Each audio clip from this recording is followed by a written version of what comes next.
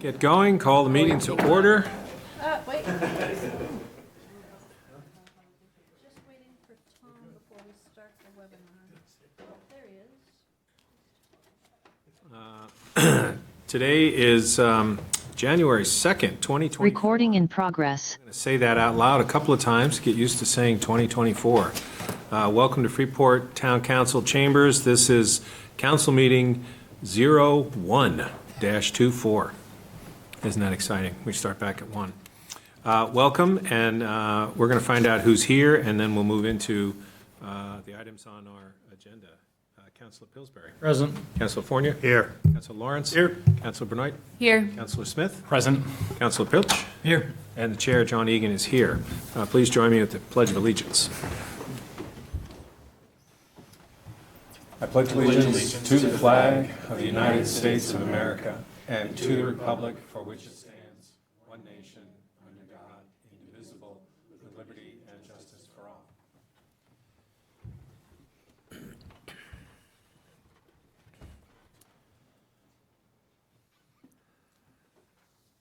Okay, I have a couple of small agenda adjustments to just talk about now before we get into the actual agenda. We have a couple of items that will be tabled.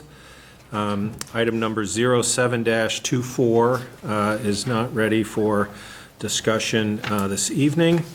And number 1 under other business is also going to be tabled this evening. Also not ready for discussion this evening. And very tricky here, the 2 items labeled tabled will be tabled this evening. 213-23 and 214-23. So we won't be discussing those this evening, but very likely at our next meeting or early in February. I believe that's the only adjustments that I have. And the virtual participation by the public on non-agenda items, our public comment period on the virtual side will be moved to the end of the meeting.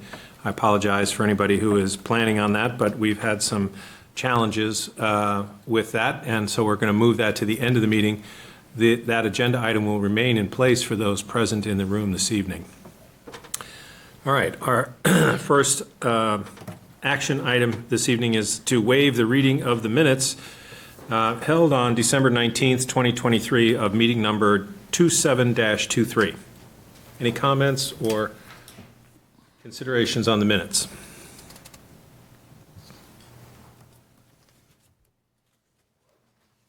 I'll make a motion, we approve the minutes as written.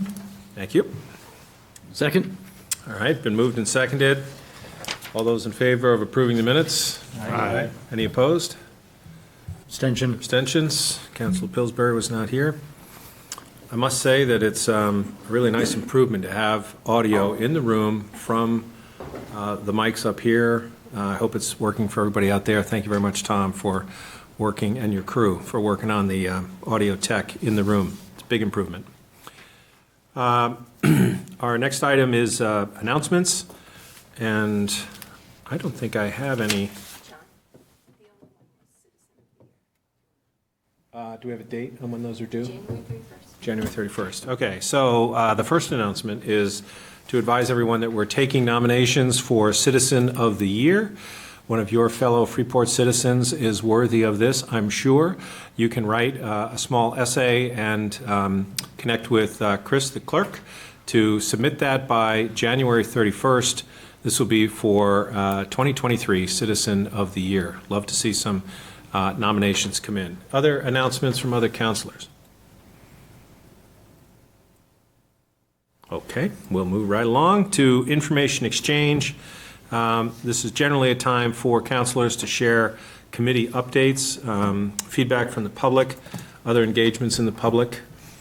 Not a lot happened other than the holidays, which was pleasant to enjoy, but not a lot of town government happening over the past 2 weeks. Any other announcements or committee updates?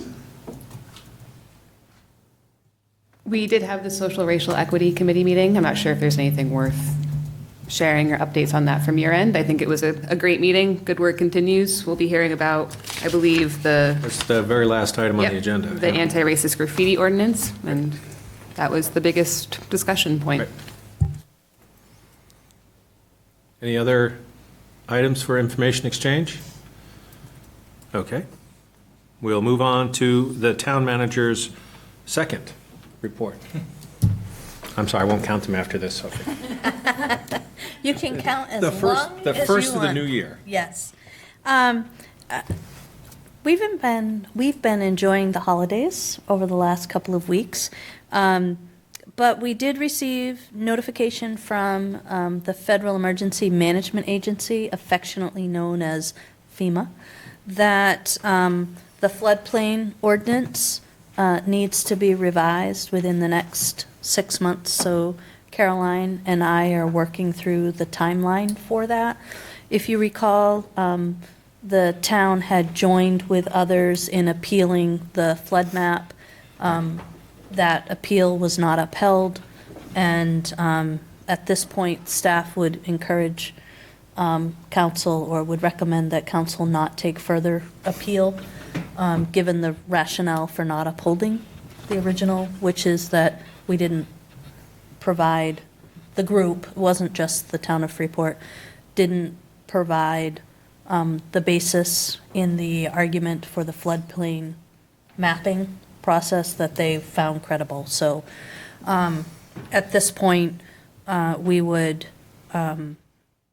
suggest that we just move forward with the ordinance revision. Okay. Earlier today, a large staff team and I met with Dale Doughty and Steve Cole from the Maine Department of Transportation's Planning Division. We were really excited to hear that the downtown vision plan seems to align with MDOT's priorities, and we will be working together. So the next step is going to be to implement or to bring the staff leadership team together, which includes a couple of community members, to prepare some options for priorities. You guys have already done an initial prioritization of 12 projects. The MDOT process will be a little bit different because we'll be looking for priorities that fit together to tell a story that fits under the criteria of MDOT planning grant opportunities and implementation opportunities. We're going to make Tom work a little bit more with the computer. And so we were really excited to hear that the MDOT has been watching Freeport and is very excited to join us in moving whatever projects the council wants forward. Councilor Pilch and I talked earlier today and thought this would be a great opportunity for us to bring together the 30 to 40 people that had expressed interest in staying connected with the vision process, and with an update back to them. So we're kind of excited about that. And a call is going to go out from our assistant manager, Judy Hawley, to counselors on the ordinance committee. What we've noticed is we have some ordinances that are kind of still in limbo. Cannabis land use and licensing. The tree task force has drafted an ordinance. Chris has picked up a couple of issues that we want to talk with the committee about with regard to short-term rentals. And I'm missing one. Sign, and the sign ordinance. So we would like to bring that group back together and prioritize what to move forward. And as soon as we know when that meeting is going to be held, we'll let folks know. Yeah, we've had a couple of comments from members of the public and businesses that are affected by those ordinances that are stalled, so glad to hear that. That's great. That's everything? And the most important thing that was in your weekly update, but I just want to tell the whole world, is that Judy has agreed to stay for 2 more months, which makes me so happy. I'll keep working, everything, maybe in blocks of 2. Very good. Thank you, Sophie. Any questions for the manager on the manager's report and/or the weekly update that you received on email? Okay. Next item on our agenda is public comment period. This is the opportunity for members of the public here in the room to comment on items that are not on our agenda, and that's specific because we have a number of opportunities later in the meeting where you could raise your hand and participate. But this is for items that are not on our agenda. So if there's something that you're wanting the council to know about or to pick up an item or to take a look at something, this would be your opportunity to share that.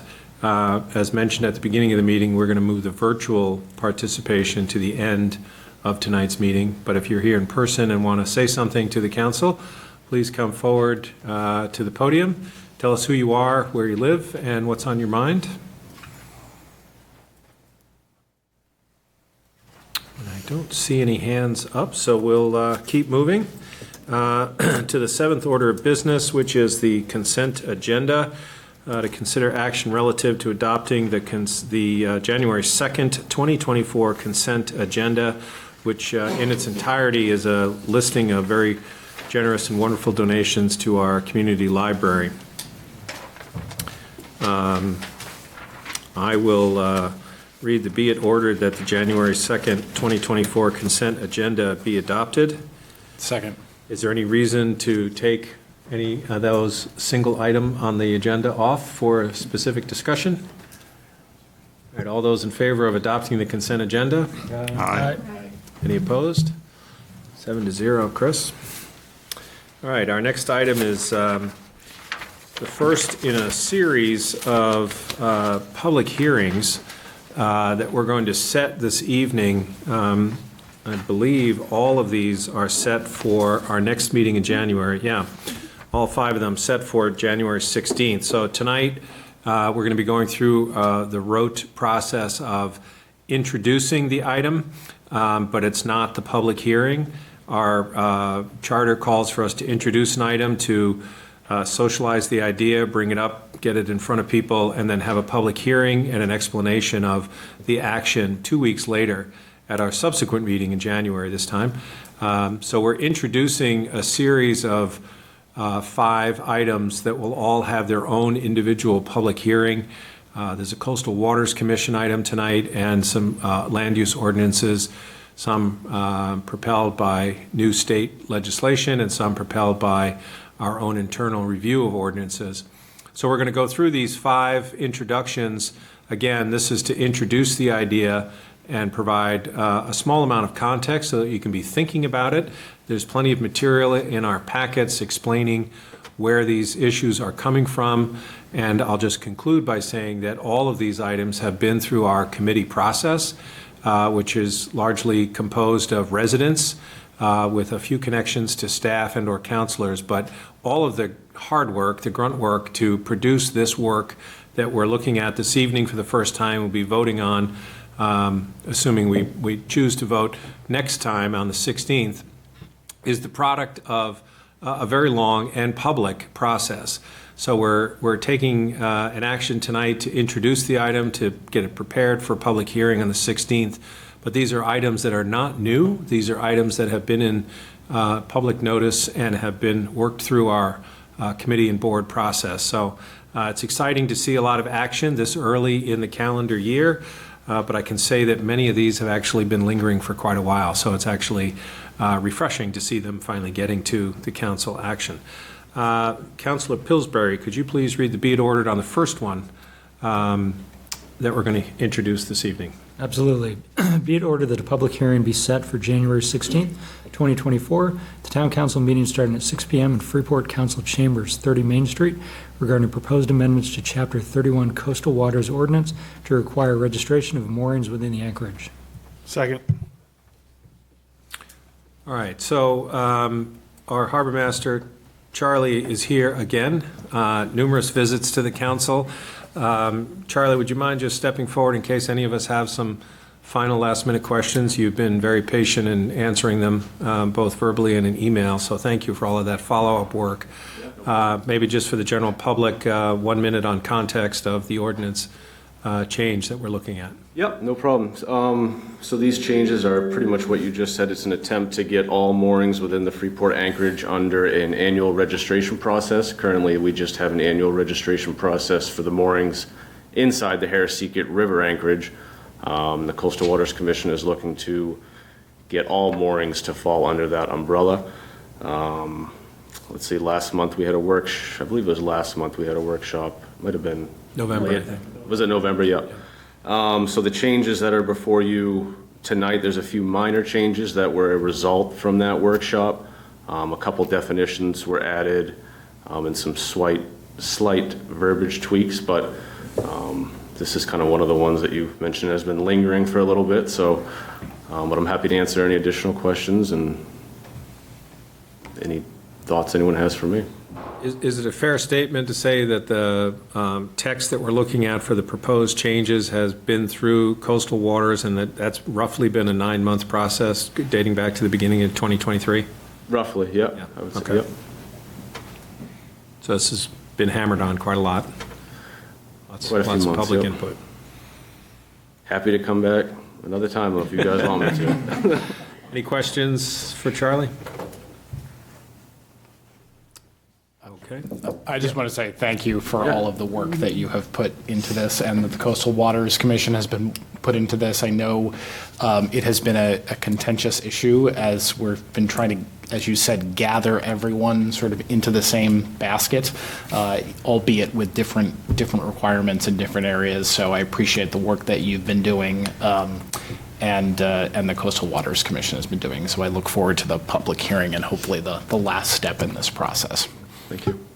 I'll just advise that there is an amendment, not an amendment, an addendum to the land use ordinance, which also suggests a fee, which is actually a separate item to vote on than the changes to the ordinance. So we will have actually 2 votes on this item at the meeting on the 16th, and discussion on either one, should the council so choose. Joanna? So just to clarify, we'll be voting on the fee on the 16th as well. That'll be a topic of discussion. That's the intent. Okay. You know, I think that's just to get it done. I don't think there's anything critical with having that fee schedule voted on the 16th, other than to just get it done. But if there are additional issues that complicate that, we can take a look at having it at another time.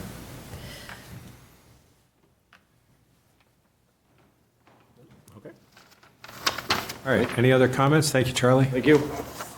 All right, it's been moved and seconded. All those in favor of setting the public hearing for the Coastal Waters amendments for January 16th? Aye. Any opposed? 7-0, Chris. Okay, our next item is item number 03-24. Councilor Fournier, could you please read the be it ordered? Certainly. Be it ordered that a public hearing be set for January 16, 2024, at the Town Council meeting starting at 6 p.m. in Freeport Council Chambers, 30 Main Street, regarding proposed amendments to Chapter 21 Freeport zoning ordinance related to public compliance with 30-A, M.R.S. and 4364-4364C. Second. All right, thank you. This is one of a number of items that have been working its way through our process as a result of a state law that was passed when it was a bill known as LD 2003. And we've had some discussion about this here at the council, but the planning board has had extensive hearings about this and has moved a set of recommendations forward. This is the first of several.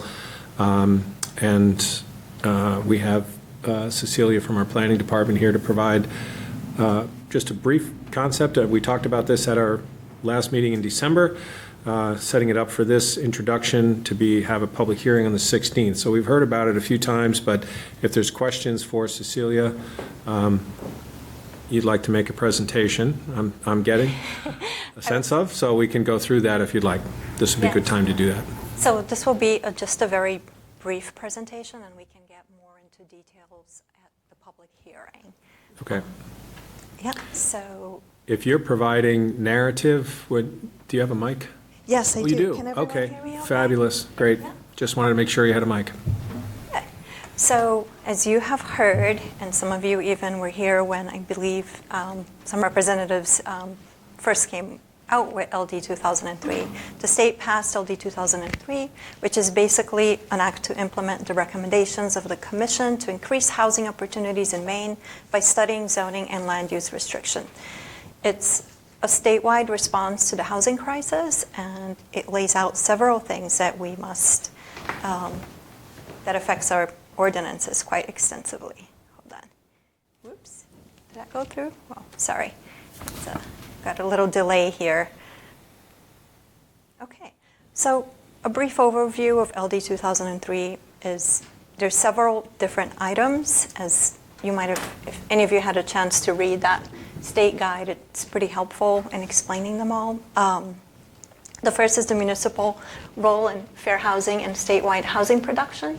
That mostly has to do with the Fair Housing Act and things that we already should be compliant with. And that has been effective since LD 2003 was signed in April 2022, which I didn't mention that the deadline to amend our ordinances was actually January 1st, but I think we're going to get there soon. The second item is that it clarifies that municipalities can regulate short-term rentals. It clarifies that very explicitly. I think we were already doing that, so nothing really changed there too. Then there's these last three items, which are the items that I'll get into, and these items prompt us to have to do some, amendments to our zoning, subdivision, and shoreline zoning ordinance. So the first one is the affordable housing density bonus, the extra dwelling units allowance, and accessory dwelling units allowance. And I will go into each one of those. Just very briefly, these are the state requirements, and please stop me anytime if you have any questions. It tends to sometimes get a little confusing. So the affordable housing density bonus is basically a density bonus, and when I mean density, it's when you have in a land use code, many land use codes, you have amount of units you can put in a lot depending on how big the lot is. So acres per unit, things like that. So this is a density bonus for affordable housing of 2.5 times the base density. So if you were able to build one house, now you can put 2.5 houses there if it's an affordable housing development. More than half of the units need to be affordable, so that means it's not all of the units, but more than half. They must be affordable for 30 years. It applies to all zoning districts that allow multifamily dwellings and are either in a designated growth area or in an area served by a public special district or comparable water and sewer system, which can mean a private one as well. The state also requires parking reduction. So basically, we cannot require more than 2 parking spaces for every 3 units. So we had to amend more codes to comply with each one of these rules. If anyone has any question about affordable housing, yes, go ahead. I'd just like to clarify, because somebody asked me this question today, and I think I answered it the right way, that all of these changes are allowable but not mandated. So we're not requiring the zoning upgrades or the higher density that's in here. It's providing an allowance that if a landowner comes forward with a request to add the density particulars that Cecilia just outlined, we're amending our ordinance to allow it, but it's not changing the zoning regulation of that particular zone. I just want to make sure that that's a distinction, that that it's by property owner request. Yes, we're not saying that you have to build affordable housing. We're just saying that if somebody wants to build an affordable housing development, they get this density bonus. So it's an option for somebody who wants to come in and develop that.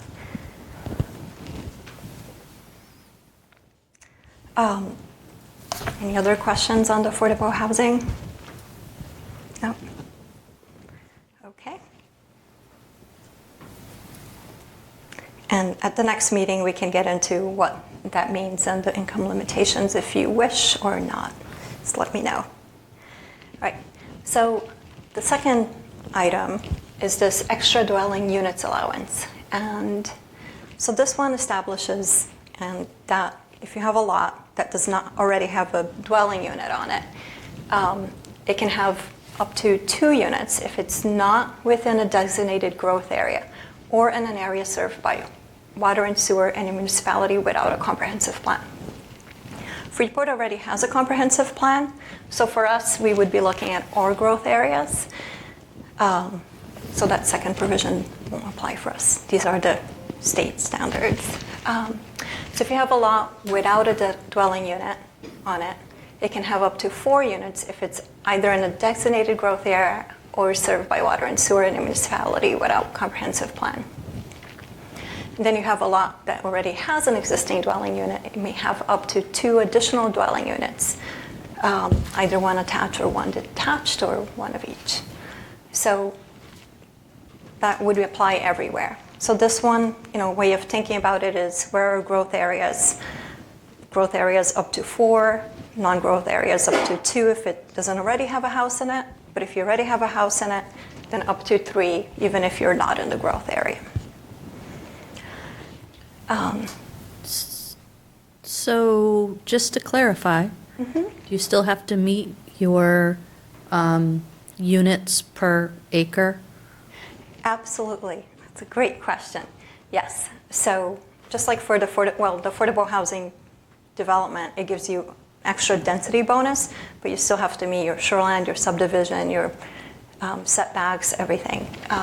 For the extra dwelling units allowance, it might not make a huge impact of the town because you still have to meet that acreage. Your lot still has to be big enough to accommodate those extra units. It helps people not have to go perhaps through a formal subdivision process, or it might make it a little bit easier for certain lots, but you will still have to meet all those standards. So it's nothing extremely drastic in that sense.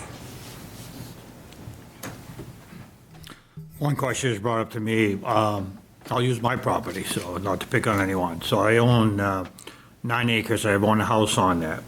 So if this passes and I want to split that down the road to give to a grandkid, and I'm required 2.5 acres down there to meet the minimum lot size down in that area, are there any issues or provisions on grandfathering that would penalize people from this by passing these ordinance or not? We don't like to get into property-specific questions. Well, I but think, for people that own a larger than or more property that has the ability to add a second house currently now. Right. Yeah, so you might want to add that house in a way that in the future, if you wanted to split the lot, you could. Like right now, you could just put the other house there without splitting the lot. Okay. So that's kind of the difference, is that you're not forced to split the lot anymore.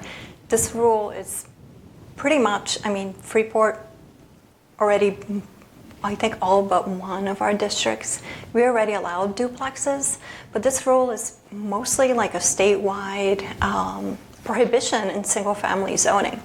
So many towns throughout the country and in Maine, and it's most often the case, they will have, even in Portland, for instance, I live in a neighborhood that is zoned single-family. No matter how big your lot is, you cannot have more than one house in it.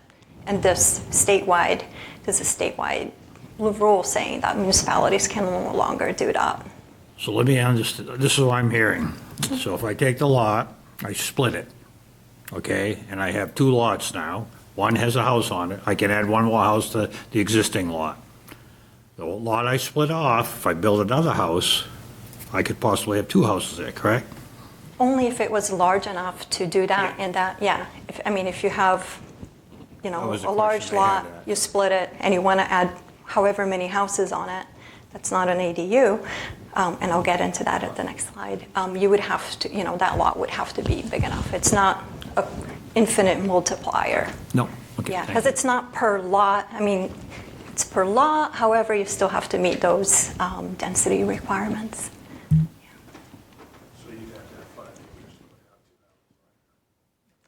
In addition, you would also want to make sure that you're not in a subdivision that prohibits that, and there's no deed restrictions and things like that. And I'll get into that in a little bit. Any other questions on this one? Okay. So finally, there's the accessory dwelling units allowance. And this one, the state says that anywhere where housing is permitted and there's only one single family dwelling in it, municipalities must allow an accessory dwelling unit. It can be within the existing family structure, attached or detached, and most importantly, it is exempt from parking and density requirements. So this one, you could have a very small lot and you could still, fit it in. You would have to meet the setbacks and everything. But this one, the lot does not have to be large enough for the accessory dwelling. So there is a maximum square footage of the accessory dwelling unit, correct? The state rule says that we can have a maximum size of, we're permitted to have a maximum size. There is a minimum size, which is 190 square feet. It cannot be less than that. So in the ordinance, did you put a maximum in? So I'm not getting into the ordinance yet, but I will. This is just like the state requirements. Yes, the current ordinance already has a maximum, and we will be changing that. The recommended amendments are to change that maximum.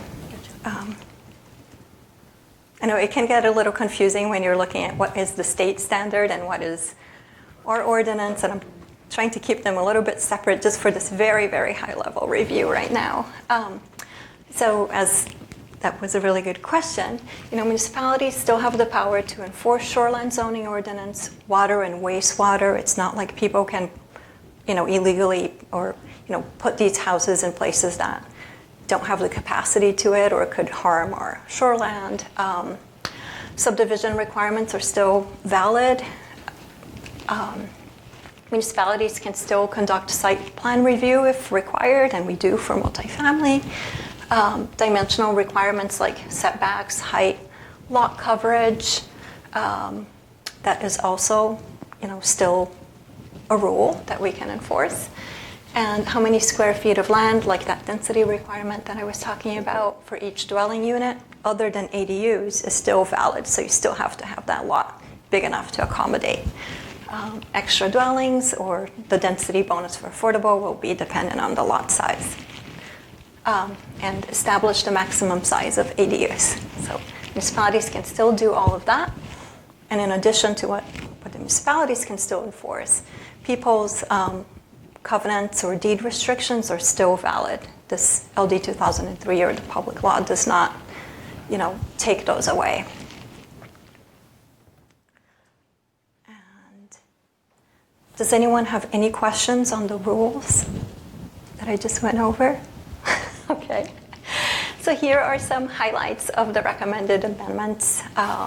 So the zoning ordinance, and we gave you guys a very large packet, so it's pretty much all our ordinances are almost complete.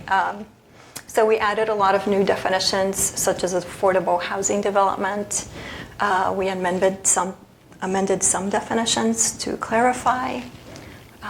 On section 102, that's the general restrictions. That's where you will see, some provisions so that we can comply with that additional dwelling rule. So this one, the planning board did think to be more permissive than the state. So they figured, because the state rule is that the extra dwelling only applies to a lot that would have no houses or a commercial structure or one house. And then if you already had, a duplex there or multifamily, then you wouldn't, multifamily, that's a whole other story, so I take that back. But if you already had a duplex or two houses in a lot, then you wouldn't be able to take advantage of this. And the planning board thought that, because you already had to have a larger lot to be able to fit into two houses, that it wouldn't be fair to penalize people because they already did. So they thought about going up to 3 in the non-growth areas, so that also the timing of the build won't affect someone. So it's like you come in and you already have two, oh, now you do not qualify for the third one, or so it's their way of thinking about being fair. And when we amended that on section 201, we did add a new standard that I want to point out. It's for the sanitary and portable water. So that one is a bit more stringent than the traditional plumbing code that has been enforced. So that one applies to actually all units, and we did in consultation with the code officer, and that one will require now new units to be tested for PFAS. So it's a little above. So we just wanted to point out that that will affect all units now, any new unit for that potable water. Then there's the parking section, that's section 514. So we amended that to comply with the state rules so that there's no additional parking required for ADUs, and you could only have a maximum of 2 parking spaces for every 3 units of affordable housing. Now, it's a max. It's what we can require, but if somebody wants to develop an affordable housing project and they want to put more parking there, or if somebody wants to build an ADU and they want to put more parking there, by all means they can do it. We're not mandating it, we're just not making the requirement. Yeah. So should that be a minimum of 2 per 3? That's the maximum that we can require, yes, sorry. I should have. Yeah, maximum okay. Maximum requirement, yeah. Sorry, Okay. that wasn't very clear on that slide.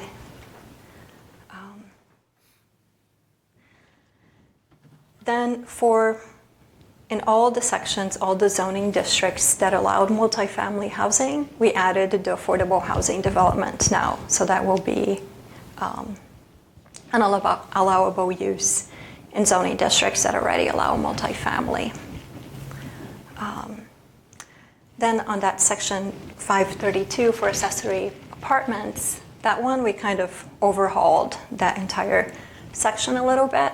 The planning board decided that we would reduce the barriers for the development of ADUs, so not just what the state is requiring, but being more permissive. So they decided that ADUs could be allowed in lots that already have 2 family houses or a duplex.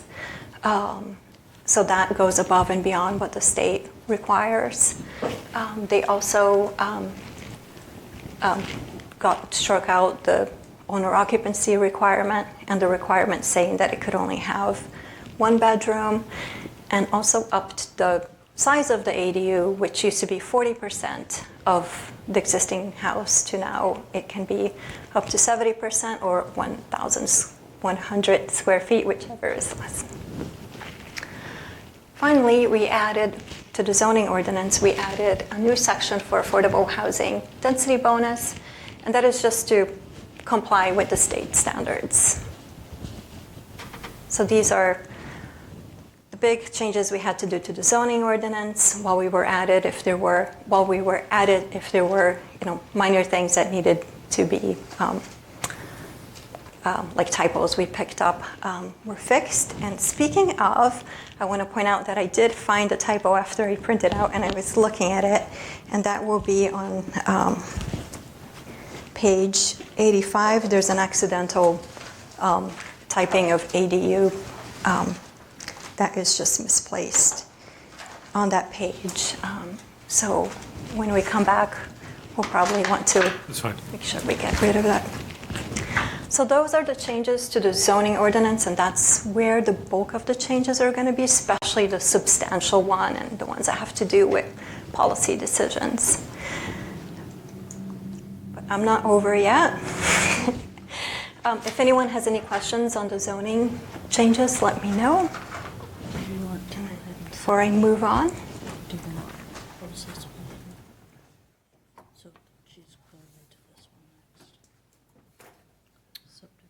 Oh. Hang on just a minute, Cecilia. You're moving into the changes that are going to be in item number 0424? Oh, so, Subdivision ordinance changes? yes. Okay. Yeah, we haven't read that yet. I suppose we, I hate to break up your flow here, but. No problem. I think everyone could use a break. If, yeah, you wouldn't mind just pausing for a second Yes, while we can absolutely. finish this item before we go on to the next one. So, thank you for that summary explanation. We'll be hearing very similar material again at the public hearing on the 16th. I encourage you to think about those changes and check the ordinance and the amendments with highlighted text to be able to see the changes so that we can have an informed discussion if you have questions on the 16th after we have our public hearing. So we have this particular item, 03-24, that's been read and seconded. Any other questions before we set this public hearing? All right, all those in favor of setting the public hearing, 03-24? Aye. Any opposed? Okay, that carries 7-0. Chris? Okay, just 1 second, Cecilia. We're going to introduce item number 0424, continuation of adjustments to our land use ordinance and our zoning ordinance. Council Lawrence, could you please read the be it ordered? Sure. Be it ordered that a public hearing be set for January 16th, 2024. Let's try that again now that my mic's on. Be it ordered that a public hearing be set for January 16th, 2024 at the Town Council meeting starting at 6 p.m. in Freeport Council Chambers, 30 Main Street, regarding proposed amendments to Chapter 25, Freeport Subdivision Ordinance. The majority of the changes are related to municipal compliance with 30-A MRSA 4364-4364-C, including LD 2003, an act to implement the recommendations of the Commission to increase housing opportunities in Maine by studying zoning and land use restrictions. Additional proposed amendments include adding and/or amending standards to comply with state subdivision approval standards, MRS 30-A 4404, and as previously discussed by the Planning Board. Several non-substantial text amendments to update reference documents used throughout the ordinance, and non-substantial text amendments for clarification purposes. Second. Been moved and seconded. Okay. Cecilia, please continue with your summary.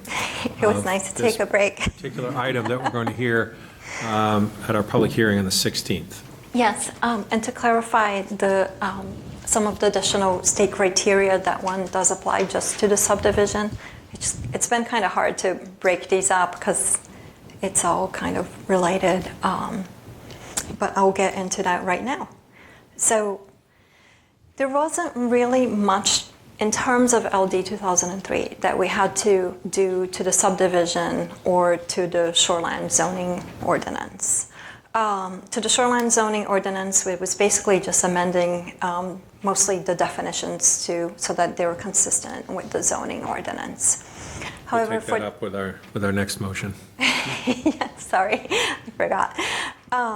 Now with the subdivision ordinance, previously we had been working on some cleanup to the subdivision ordinance that was on the pipeline before we started working on LD 2003, and that included adding some state review criteria that we were missing. There's not really much substantial to it in terms of impact. They're mostly just criteria such as identify where farmlands are and then like some timber liquidation standards. So it's basically to clean up the document a bit, update documents that we refer to that were pretty outdated, and add those state standards so that the language was consistent with the state language.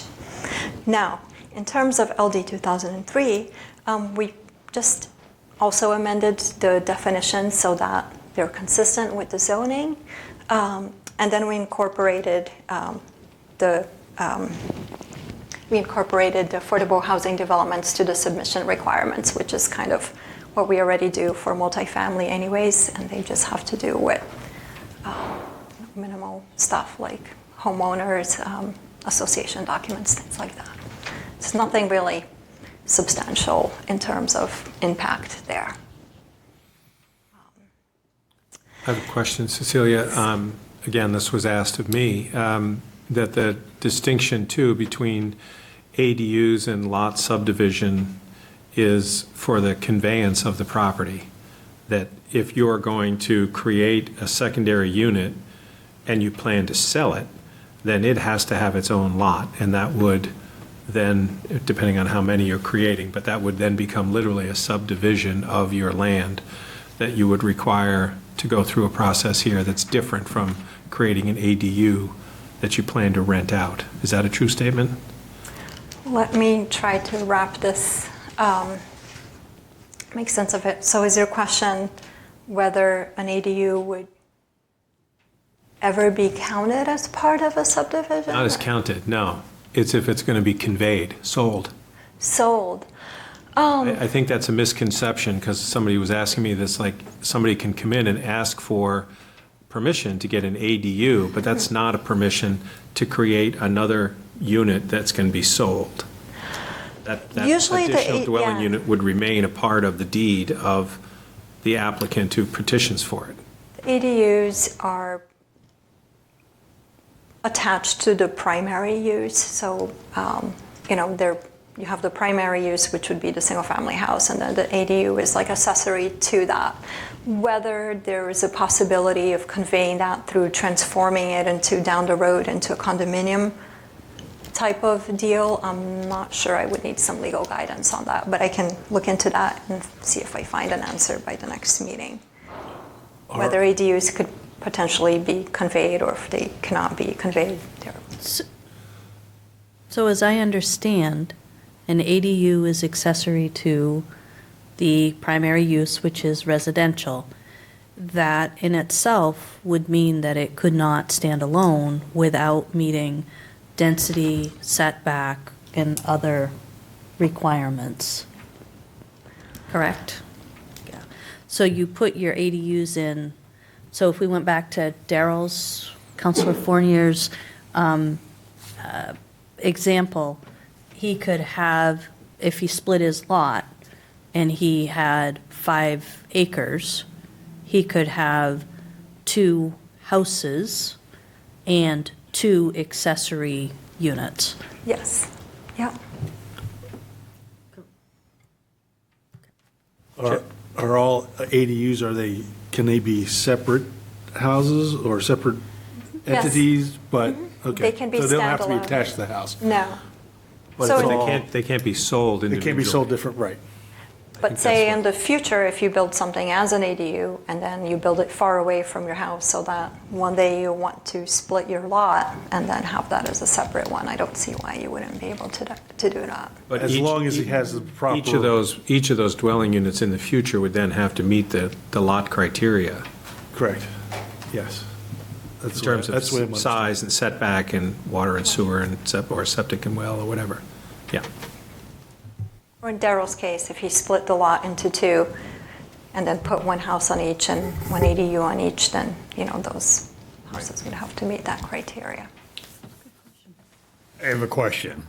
And I've seen this happening in a neighboring community. So if I brought a tiny house in that's mobile, set up my own septic system and own well for that, that would be considered an ADU? Okay, so I didn't have time to clarify exactly with the code officer. Okay. The wheels or without wheels, and I'll do that for the next meeting. But we did. Because I'm thinking, there are people that are looking, is that as a solution to come in? So that's probably a very important question we should clarify. So yeah. we did in the process clarify that tiny homes are permitted, so we added that to the definitions because it was kind of missing, and the state says that we must allow tiny homes. They're its own housing category. And usually, it doesn't matter if you build a large house or a tiny house, in a lot, it's just like any other house. If you wanted to have a detached accessory dwelling unit in the form of a tiny house, then you would just have to, meet the building code for that, and it would have to be that 70% of the primary structure and whatnot. And then if you wanted to, I suppose that if it was built on a chassis that you could potentially pick it up and move it away, it would be like putting a mobile home, but I can clarify with the code officer if there's any specific requirements, whether the wheels need to come off or they stay on when you attach it. I can clarify that on a high level for you. We did have to add tiny homes as a permitted dwelling type in Freeport.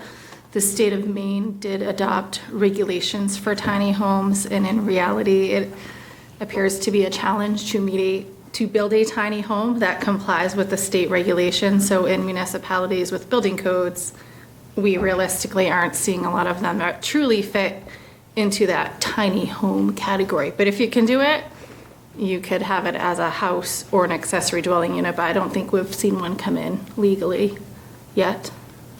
Not yet, but I think it's probably a possibility. I've seen it in neighboring communities, that's why I'm bringing this up. So if it's happening not too far from here, it could be an option, as housing is such a critical need, so. Yep. I just want to make sure we don't have if someone wants to do that, we're not prohibiting it, or is this clarifications on, that's all. So. Yeah, no, actually Cecilia caught that, and the tiny home reference did get added in, but the reality is it'll be a bit before you see them. Good questions. All right, any more questions on subdivision before we pick up the shoreline zone? All right, item number 04-24 has been read and seconded. Are we ready to vote to set the public hearing? All those in favor? Aye. Any opposed?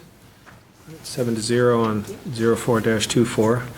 All right, and our next one is item number 05-24. Councilor Benoit, could you please read, be it ordered? Be it ordered that a public hearing be set for January 16th, 2024 at the Town Council meeting starting at 6 p.m. in the Freeport Council Chambers, 30 Main Street, regarding proposed amendments to Chapter 65 Freeport Shoreland Zoning Ordinance related to municipal compliance with 30-A MRS 4364-4364-C, including LD 2003, an act to implement the recommendations of the Commission to increase housing opportunities in Maine by studying zoning and land use restrictions. Second.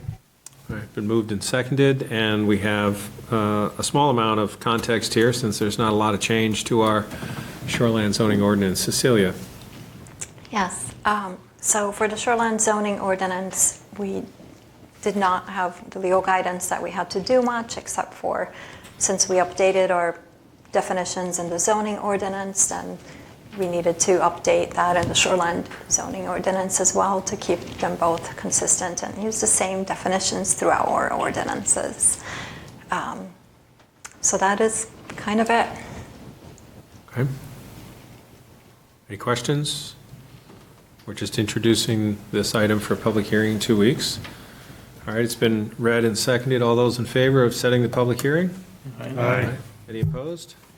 All right, thank you very much. And our last setting of the public hearing for January 16th, that'll be a busy evening, folks.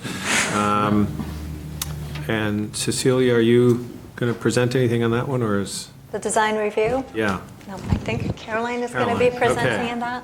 Very good. You're getting tired, so.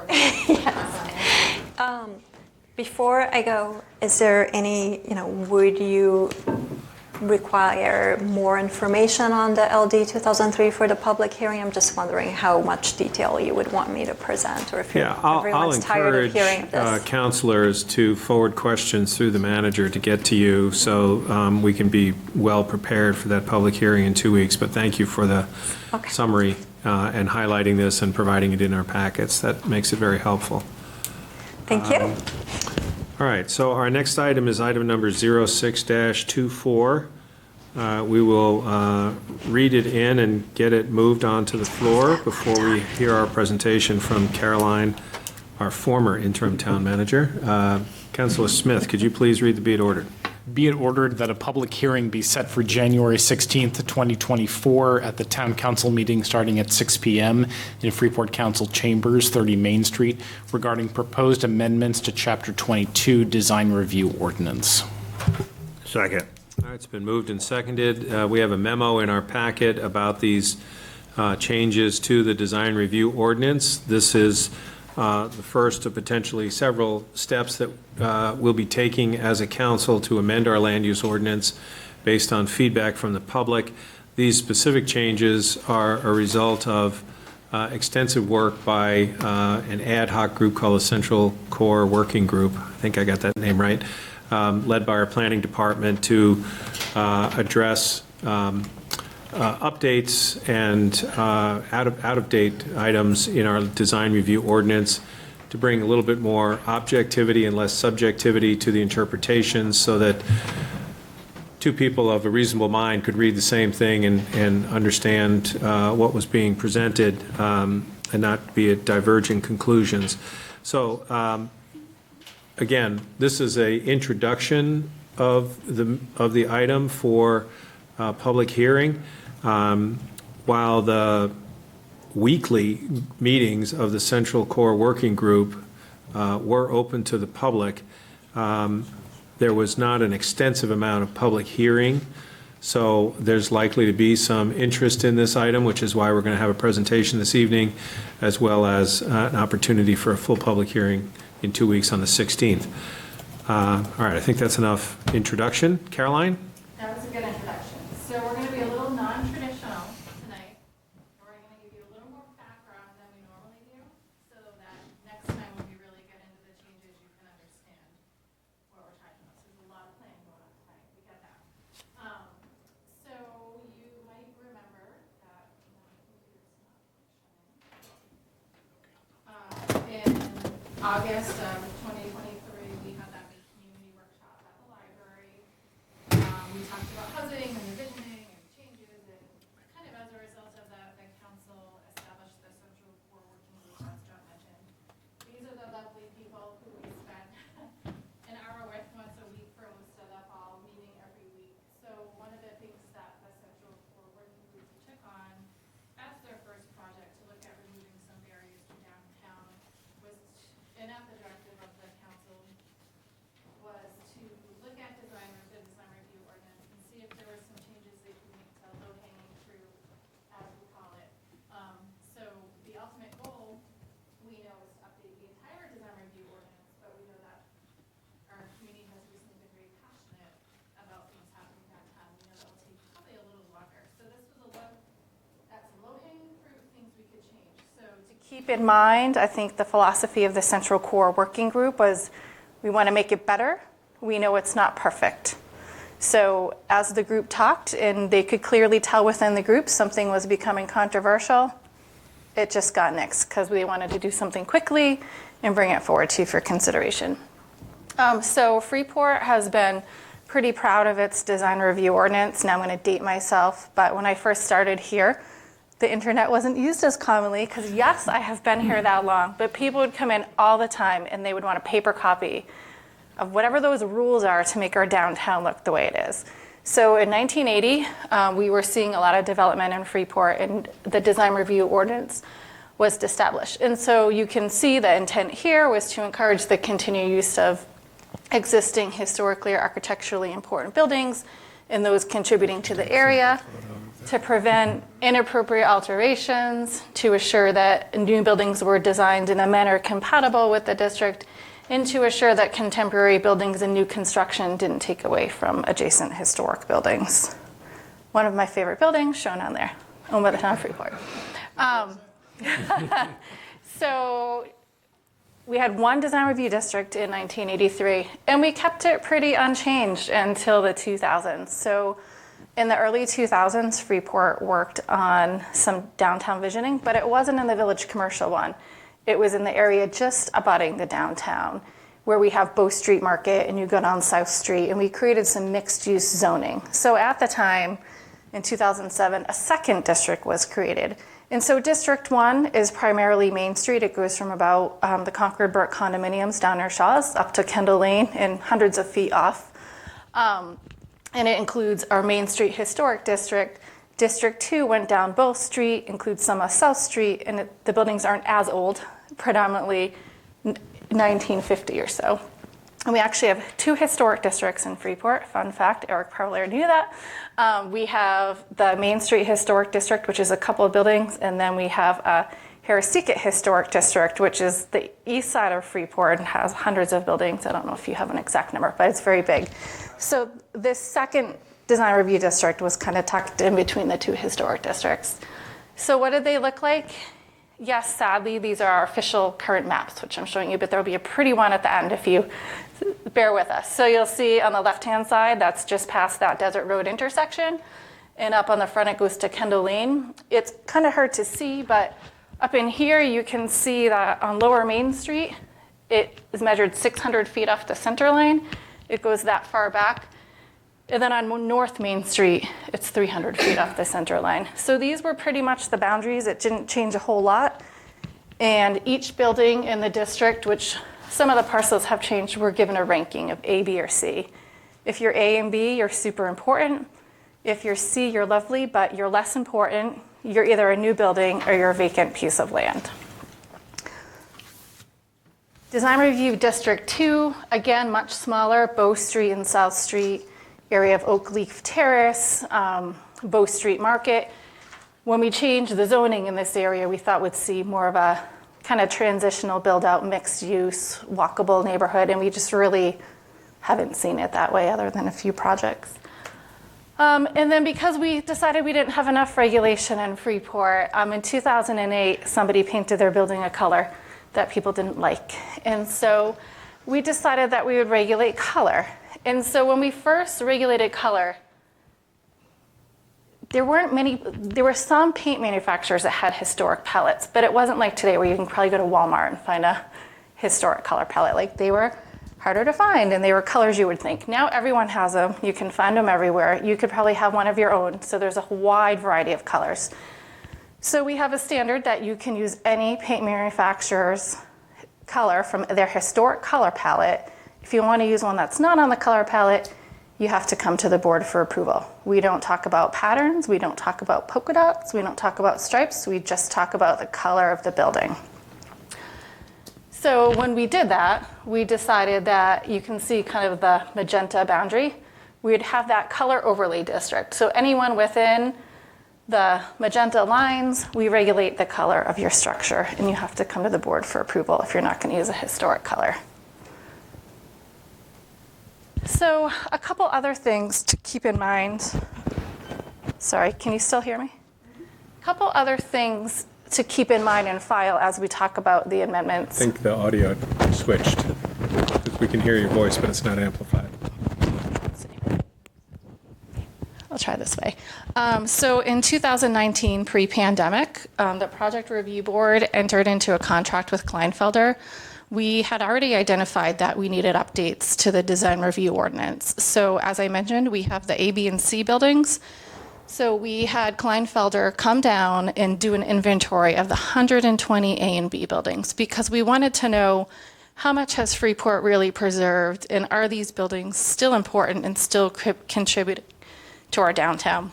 So of the 120 buildings, only 13 had been found to be so altered or removed that they were no longer contributing. In 2022, I think everybody in this room participated in the downtown vision plan. We looked at uses downtown, streamlining review processes, getting more residences, et cetera. And then again, in 23, we had the housing workshop at the library, and we formed the Central Core Working Group. Two other things just to file, as they'll come up later, is you have this map that looks like a mess. And it's done that way for a reason, but at the same time, that's reality. So if you were paying attention, you remember that the solid blue in the middle is Design Review 1. The pink that's kind of under the lines is Design Review 2. You have the color overlay district in the middle. The magenta, right? Yep. And then surrounding, kind of towards the top of that, you see a yellow hatch line. Those are standards of the Freeport Village Overlay District. And then on the south, you see a white hatch line. And those are standards we have for commercial district. And I promise you there's a reason for showing you this map.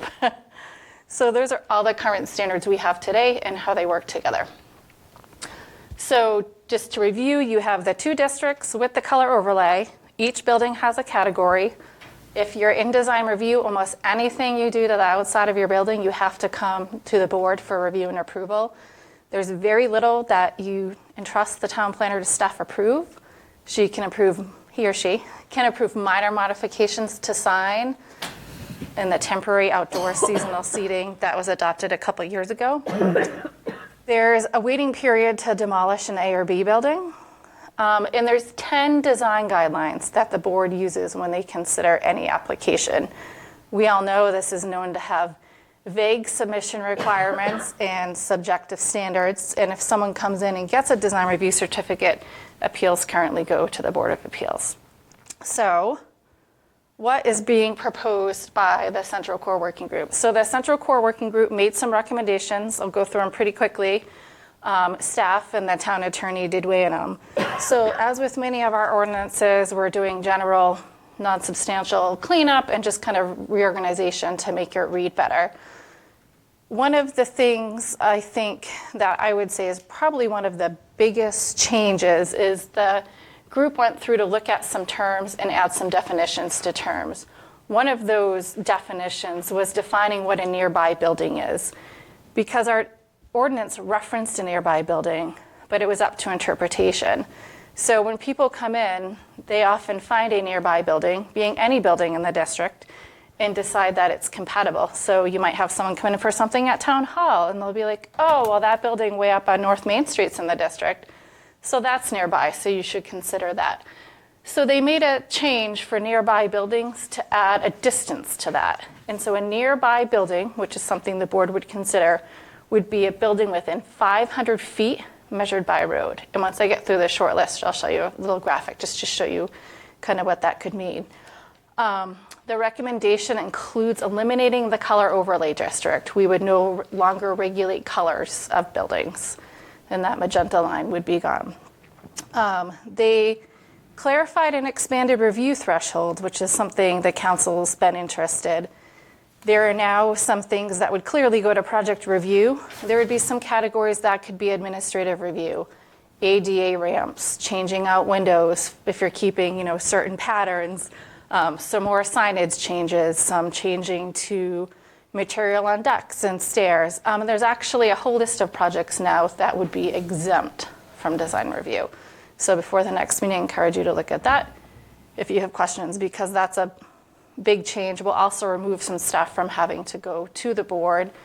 One of the things you'll see later is we added an appeals process for administrative review, which is really important as you have staff making more decisions. Some general submission requirements were added, basically application, deed, paragraph, something explaining what you're doing, and then change the voting. Design review had this weird vote that you always had to have 4 votes to approve or deny, and everyone's like, what does it mean and how do you interpret it? So now it's just going to go to majority of members present and voting. The design guidelines, those 10 standards the board's looking at to approve every application, were tweaked slightly. The first 2, which are building height and scale, now look at any buildings that are nearby within 500 feet. It used to only look at A and B buildings, so if you wanted to build something really big, you could, here for example, you could be looking at those mallet buildings, which are much smaller, as you know.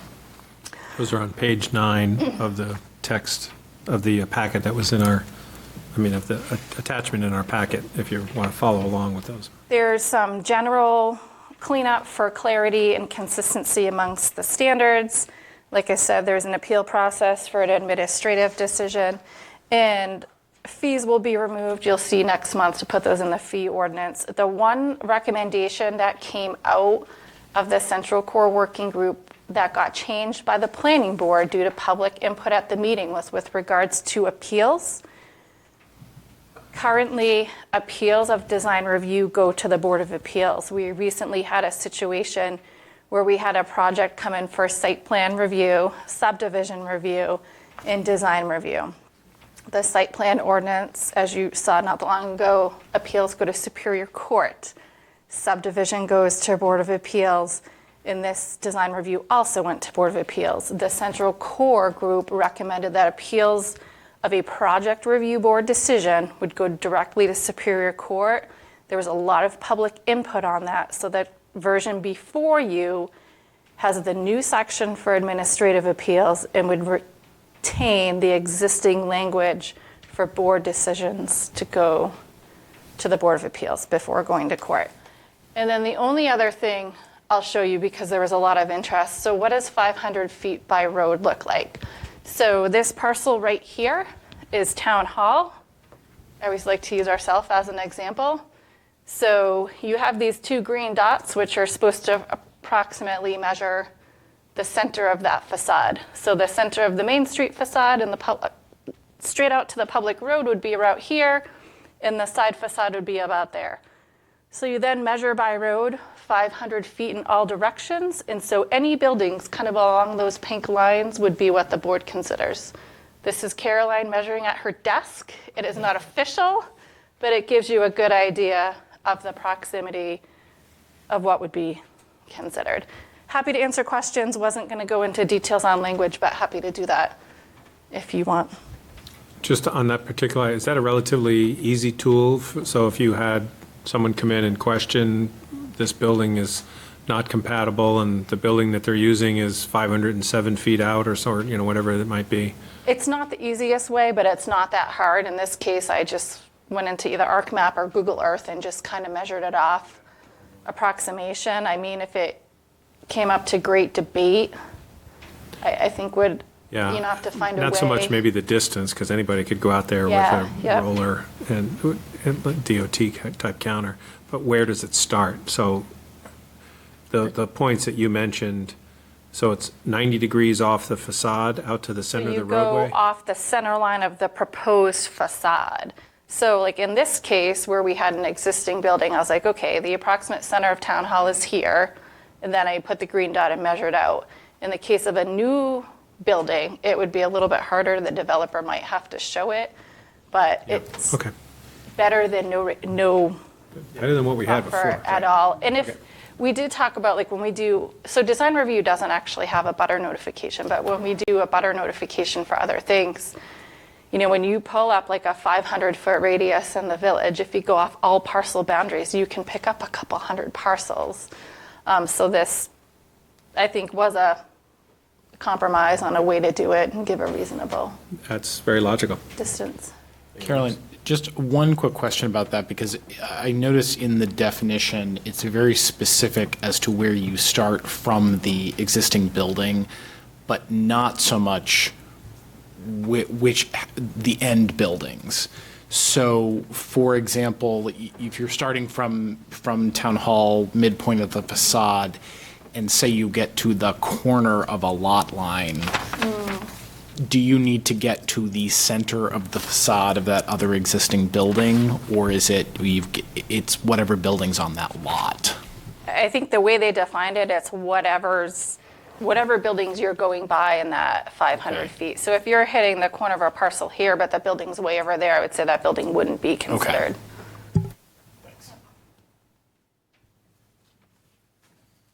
Daryl?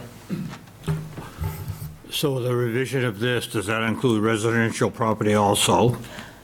Yes. And so one of the things I like about this proposal, we've talked about the door, the red door. And so this proposal, there was a homeowner that wanted to replace her door, and she had to wait 3 weeks and come to the board when they met.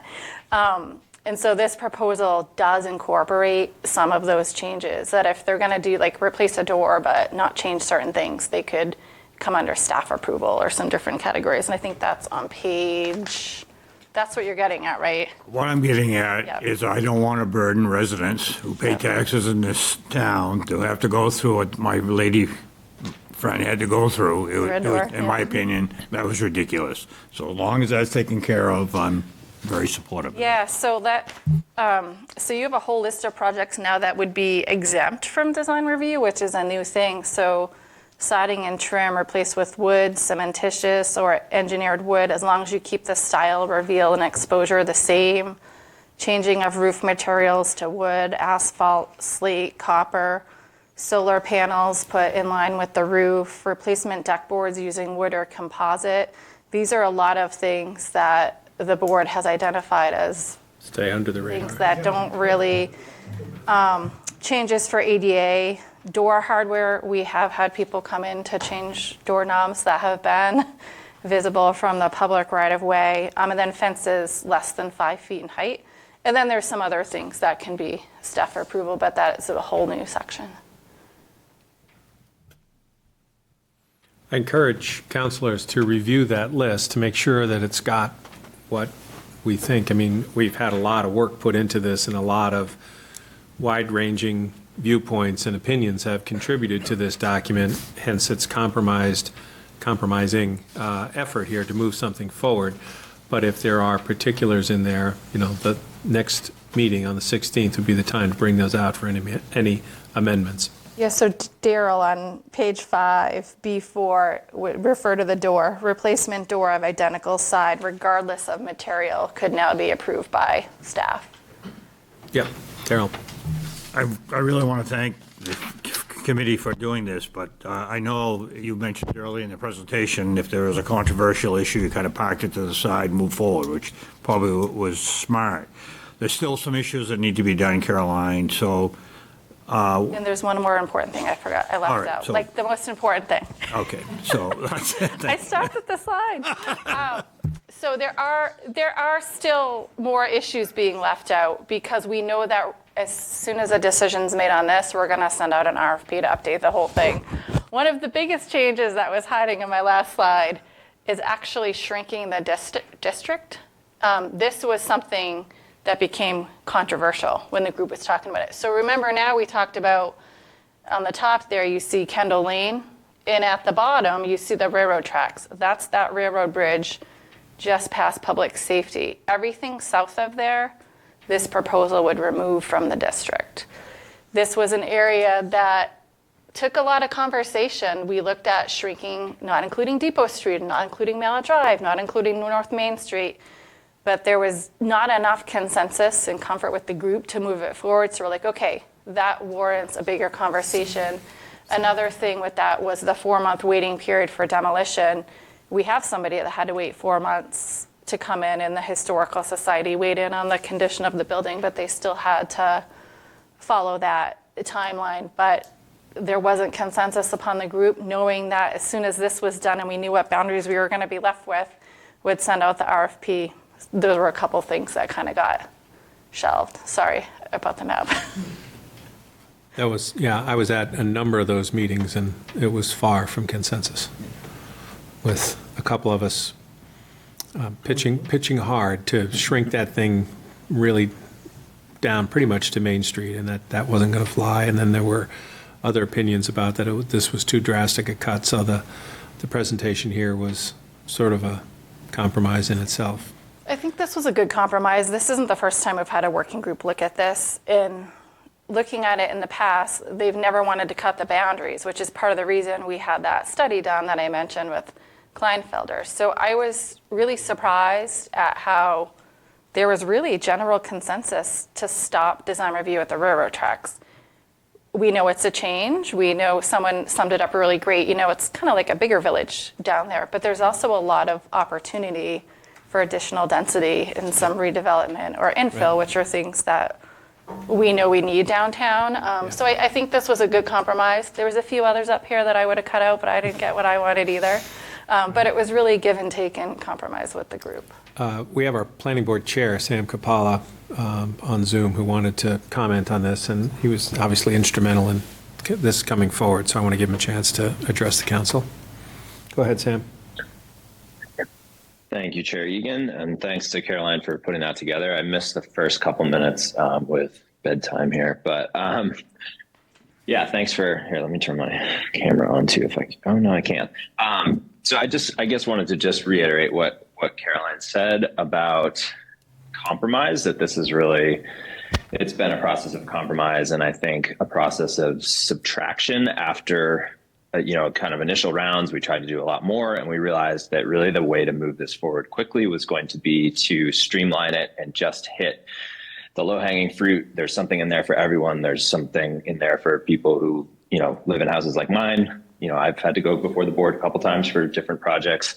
There's something in there, hopefully, for bigger development potential.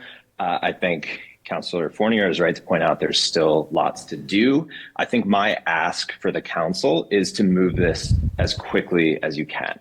I would not get caught up in the weeds on any of these issues. I think, if anything, it should just be flagged for the next round. You know, this is really the appetizer. I think we have done some good work. I think the jury is out on how much of a difference it will make, you know, in the grand scheme of what we're trying to accomplish downtown. I think it will make a difference. I'm hopeful that it will make a difference. And I think but I think in some ways the most important part is that we're having these conversations. We're getting people excited about these changes. We're engaging the community. The working group has put in some good time wrestling with some of these issues. You know, even if it's a serious compromise now, I think, you know, we've started to lay the groundwork for the harder work that's yet to come. So with that in mind, I think any delay just puts off that bigger project later. And so I think toward the end, you know, even with the planning board moving the proposal forward, but removing the recommendation to change the appeals process, that was really just an effort to keep the ball moving. And I think there was some public feedback. And, you know, as I always say, it's the people in the room that we hear. There are a lot of other people whose voices aren't necessarily heard. I think it's always important to consider who's doing the talking. I think, you know, for my personal view, I might have voted differently, but I also was very willing to compromise at that point to move this forward without any more delay. So I really encourage you guys to keep that in mind as you work through this process, and I look forward to the public hearing. Thanks. Thanks, Sam. Appreciate your work on that and your perspective. All right, any other questions for Caroline? All right. It's been moved and seconded for number 06-24 to set the public hearing for changes in our design review ordinance. All those in favor of setting the public hearing? Aye. Any opposed? All right, motion carries. Thank you. Our next item is number 07-24 has been tabled. We made that announcement at the beginning of the meeting. So our next item is number 08-24. And I've been advised that Councilor Pilch, whose turn it is, does not have to read all of the whereas and could summarize maybe with the very last one and the resolving. This is to support an effort by the Commissioner of Transportation. So would you mind reading and introducing the item number 08-24, maybe just the introduction and the last whereas and the resolution? Perfect. Thank you for that. To consider action relative to a resolution to petition the Commissioner of Transportation and the Maine State Legislature to implement the recommendation of the Portland to Auburn Rail Use Advisory Council. Whereas it may be worthwhile for the town of Freeport to express its continued interest in the Berlin Subdivision Rail Corridor to the Commissioner of the Maine Department of Transportation and to the Maine State Legislature. Now, therefore, be it resolved by the Town Council of the Town of Freeport, assembled the second day of January 2024, that the Freeport Town Council, in support of an interim trail on the 26.5 miles of state-owned inactive Berlin Subdivision Rail Corridor from Portland to Auburn, hereby petitions the Commissioner of the Maine Department and the Maine State Legislature to permit the conversion of 26.5 miles of the Berlin Subdivision Rail Corridor to an interim bicycle and pedestrian trail, consistent with the recommendation of the Rail Use Advisory Council. Second. And Council Lawrence, I imagine this is coming from the Complete Streets Committee? It is coming from the Complete Streets, and we have Kim here from Complete Streets, who has lowdown on all of this, and she's got a map of where the actual trail should be going. So can we get the map set up? Great. Kim, please introduce yourself. Thank you. I'm Kim True from Cunningham Road. I am here as a representative of 3 separate committees. One of them is Complete Streets, the second one is Connect Freeport, and the third one is the Casco Bay Trail Alliance Trail Building Committee. I want to begin by first, for the benefit of people who, board members who, or council members who may not be aware of what the Casco Bay Trail Alliance is looking to do, I just give you a little bit of background briefly. The Casco Bay Trail Alliance is a Maine-based 501c3 nonprofit that was formed in 2019. And its mission is to plan and support a recreational trail loop through the communities, starts here, of Portland, Falmouth, Cumberland, Yarmouth, North Yarmouth, Pownell, New Gloucester, Auburn, Lewiston, Lisbon, Durham, Topsom, Brunswick, Freeport, and back again. It is a 72-mile trail. When it is completed, it'll be an off-road 72-mile corridor that will be a community resource, providing safe recreational space for walking and bicycling, and promoting public health, and creating new transportation opportunities and economic development opportunities as well. Now, a key section of this trail is a 26.5-mile off-road rail trail that runs from Portland up to Auburn. And this is a state-owned section that runs along an abandoned railway, referred to as the Berlin Subdivision Rail Corridor. The Casco Bay Trail Alliance seeks to have the currently abandoned railway line be used as a recreational trail until such time as the state commits to making it into an active rail line again, whenever that may be. The Freeport Town Council took the first step in support of this process back in July of 2021, when it passed a resolution that petitioned the Department of Transportation to accept the abandonment of the rail corridor and create a rail corridor use advisory committee, referred to as a ROAC, to consider the future use of the corridor for public recreational purposes. The town council at the time recognized that although the rail corridor did not run through Freeport, the town had an interest in being included in this 72-mile loop for the benefit of both its residents and its visitors. It is, according to the vision, it would be an amazing economic opportunity for this area, particularly with Amtrak and being able to get people from many different areas up into the Freeport area and to be able to go on what I believe is going to be a very popular off-road trail. Now, subsequently, the Portland to Auburn Rail Use Advisory Council was created, which, after extensive public hearings, they voted in 2022 in favor of converting the 26-mile inactive Berlin subdivision rail corridor into this interim bicycle and pedestrian trail. The resolution before you tonight is the next step in this statutory process for the Department of Transportation to obtain legislative approval to convert the state-owned right-of-way on the rail corridor into a non-rail recreational use. This resolution is merely procedural. It does not commit Freeport to anything. The thought is that if the DOT and legislature knows that the towns along this proposed trail are in support of it, they may pay closer attention to it, to the resolution.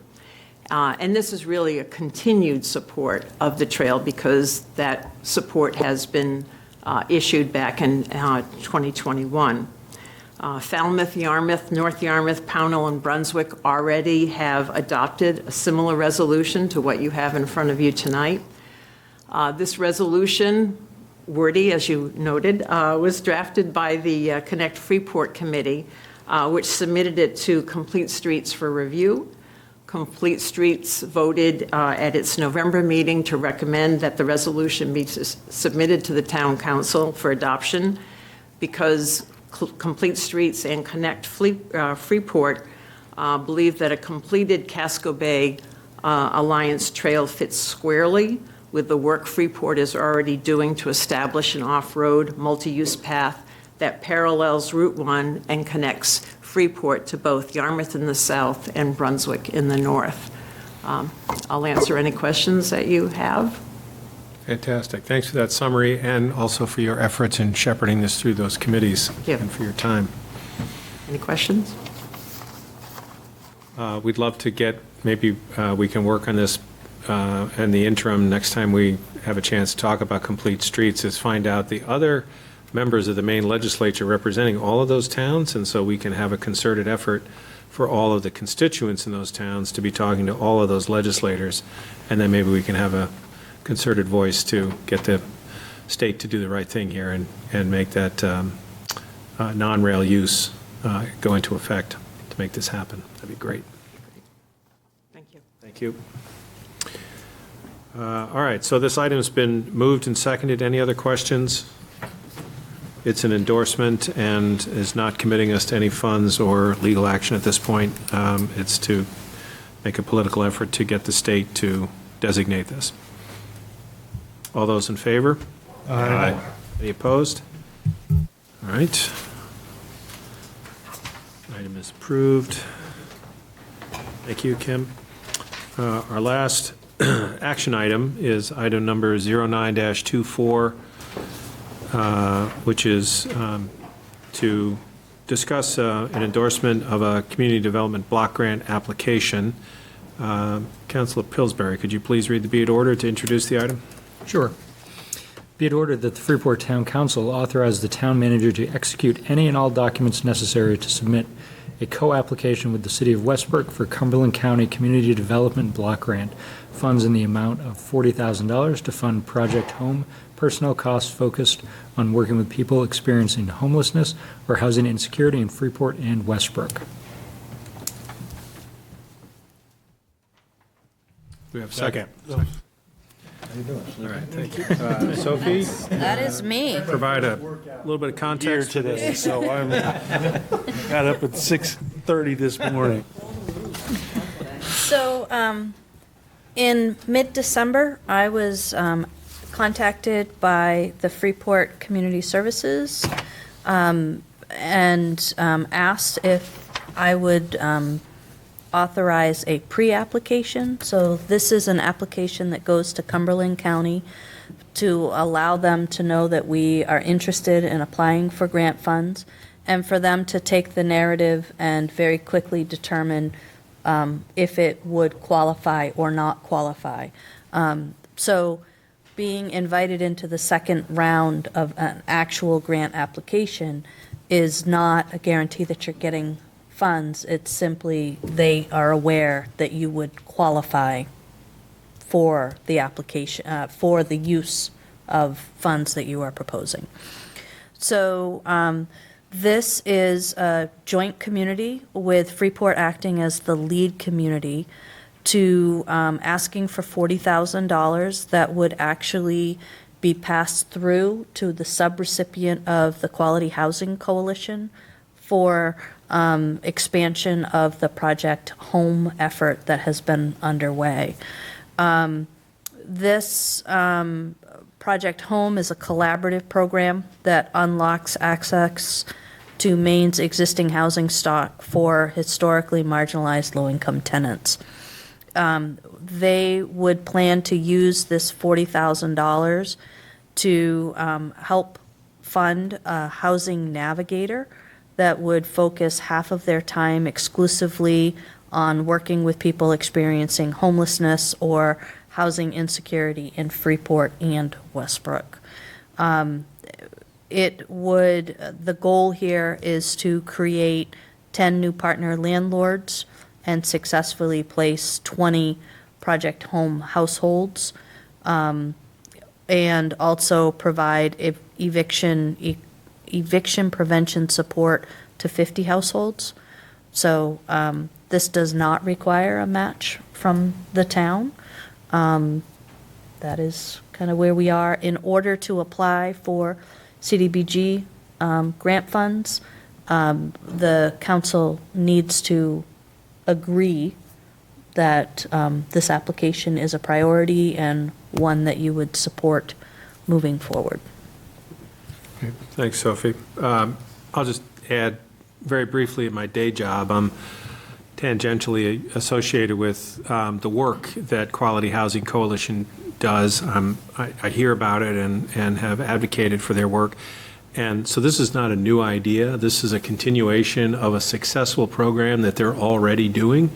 And without naming any names, I can tell you that they have assisted families in our community with finding housing who would otherwise be homeless. And the grant funds, as I understand it, is to provide support for their housing navigator, who is the person who goes and tracks down various building owners who are interested in helping, and they do a screening and an education process. And anyway, it's very successful, so it's not a brand new idea. This is something that's already been proven to be successful and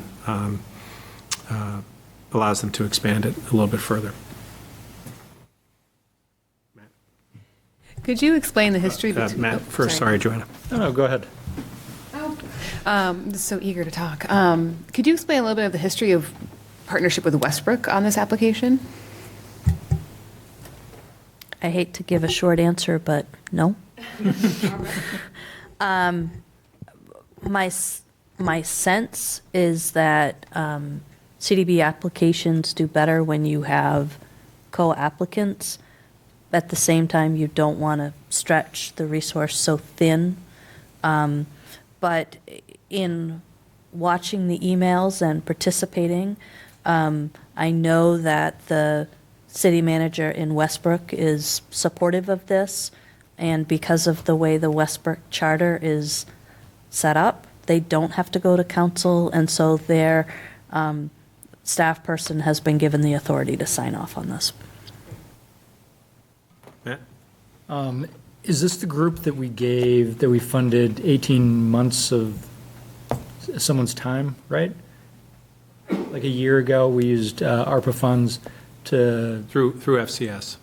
Yeah, but is this the same group? I mean, I think it's a great idea. Yeah, I'm just wondering. It is.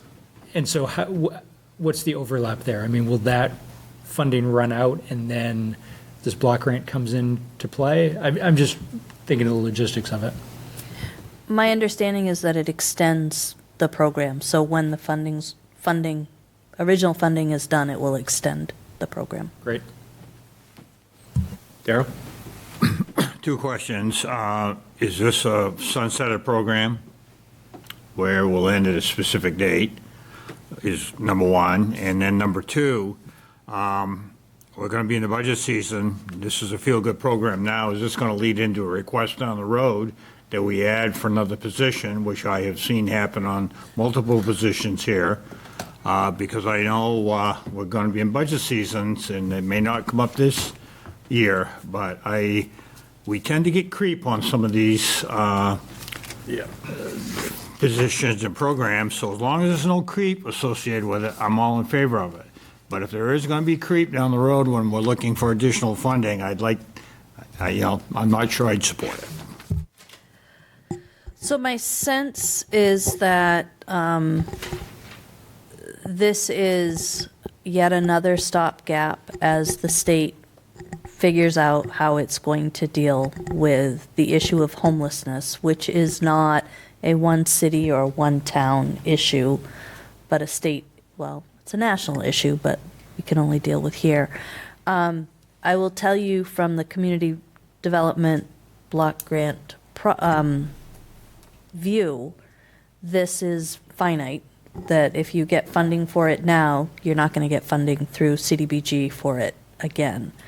From my understanding and in talking with Freeport Community Services, the intent is not to come back.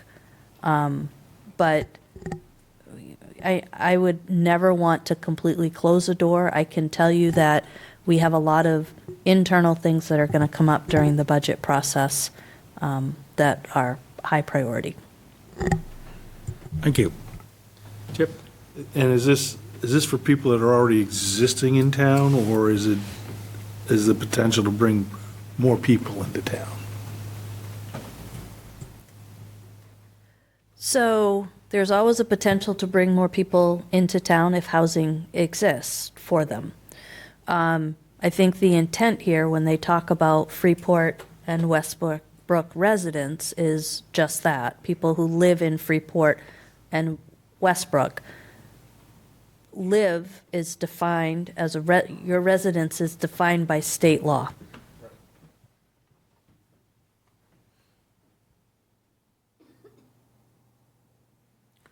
So this is an endorsement for us to help this group secure grant funds for continuation of their program. Other questions? All right, all those in favor of item number 09-24? Any opposed? Carries 7-0 on everything tonight, folks. All right, we have an other business item, and then we'll get to our public participation on non-agenda items right after that. Number one was tabled at the beginning of the meeting, so we're not going to be talking about that just yet, maybe at the next meeting. Number two, very briefly, the Social Racial Equity Committee has a draft, let's say rough draft, of a anti-graffiti ordinance, largely modeled on a composite of a couple of other municipalities, both in and out of Maine.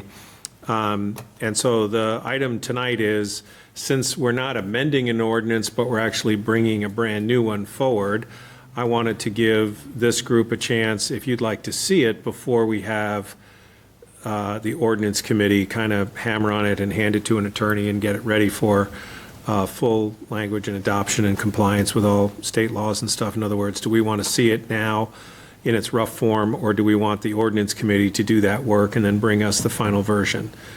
Because it's a brand-new ordinance, we've had, thankfully not really recently, but in the past year, we've had a number of incidents where this may have applied.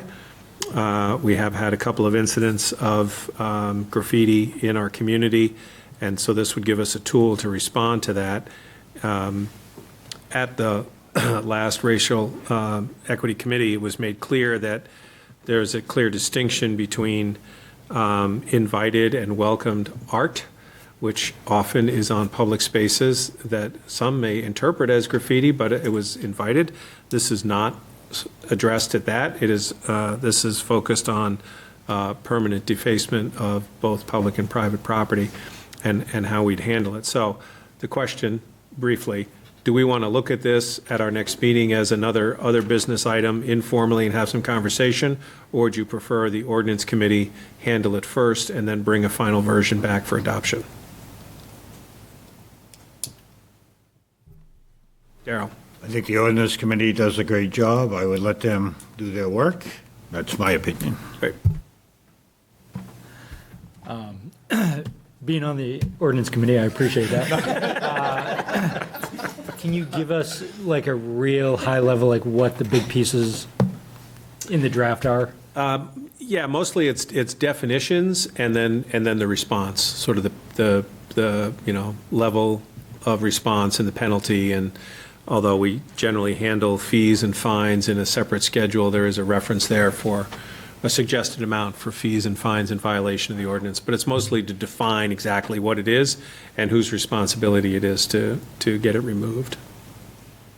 And is it punitive in nature, or is there, because with the recent incidents that happened, there's an educational component to this. Is that being addressed, or is it just, this is how we'll deal with it, and there'll be fines associated if we find someone that's responsible? Joanna can chime in on this, but I believe the focus of the ordinance is more the former of your two examples, that it's focused on having a clear delineation of what's not going to be accepted in our community and the response from the municipality. So it did not necessarily have an educational component to it. I agree. I think it was focused, again, more on the response of how it's handled, less on finding who did it. Yeah. Darrell? I guess one question I had and the frustration we had, and I think it still exists, we can adopt an ordinance, but if the DA's office is unwilling to move forward and address the issue, so maybe if we are going to go down this route and we are going to adopt the ordinance, maybe a little political pressure from this group to the DA saying we need help on addressing these issues because quite honestly, our law enforcement officials' hands are tied because they can address the problem head-on, and it will not get addressed at the next level. So I think that would be a good step if we do move forward with this. Yeah, I think you'll hear some updates on that from the chief, because he was at a couple of meetings ago and was asked that question directly. Dan? I know we ran into a bunch of issues at the ordinance committee when we were looking at the sign ordinance in terms of what we can regulate legally and not. Do you know if this group has merged that in with what they intend to do with the ordinance, or is that something we'll need to wrestle with it? Other than they started with existing ordinances from other municipalities. Okay. So to the degree that that's any kind of an endorsement of what's allowed and what's not allowed, or legal and not legal, I can't say, but at least we're starting with something that's on the books elsewhere. So Joanna actually asked me that question about what's allowed, not allowed, and I'm doing some research, but I've got a general answer. My hope is that when this comes back through the ordinance committee, I'll have that kind of laid out. Thank you. And I think part of it also was thinking ahead to the downtown revisioning process, which calls for public art and more art in downtown in general. So making sure that we're not kind of confusing the message here. Inadvertently stepping on that, right? Okay, well, that's good. So that committee will then direct its draft to the ordinance committee, and hopefully in the next several weeks, the ordinance committee will have a chance to digest it and bring something back to the full council. Thank you for that guidance and for the input. Sophie, do we have anybody on Zoom who wants to participate in public participation? I don't see any hands up. Okay. If there's no virtual participation, Daryl? Before we adjourn, that will help me. So if we're discussing an item, like earlier, we had the planning board chair come on board, citizens can still come in and have participation through Zoom on those items when being discussed, and will not have to wait. That's correct. Perfect. I think that might, we want to make sure they know, okay. Yeah, the distinction is public participation on a non-agenda item. Yeah, we had a lot of conversation about whether or not we're curtailing public participation, and it's at the bottom of my list. I don't want to do anything to curtail public participation, but we also don't want to have a free and open forum for what happened last month. So, okay. I believe there's one more motion to be made. I motion that we adjourn. Second. Moved and seconded. All in favor? Aye. Hot streak, all 7-0 tonight. Thank you. Meeting is adjourned.